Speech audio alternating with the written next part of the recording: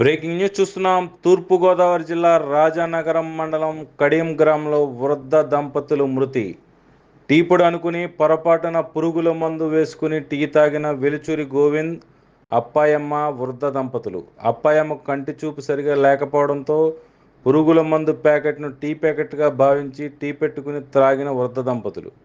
కొద్దిసేపటికి నోటి నుంచి నురగలు రావడం గమనించిన స్థానికులు వెంటనే రాజమహేంద్రవరం ప్రభుత్వ ఆసుపత్రికి తరలింపు. చికిత్స పొందుతూ వృద్ధ దంపతులు మృతి.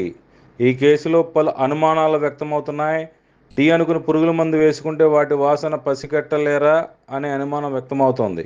అనుమానాస్పదంగా కేసు నమోదు చేసి దర్యాప్తు చేస్తున్నారు పోలీసులు.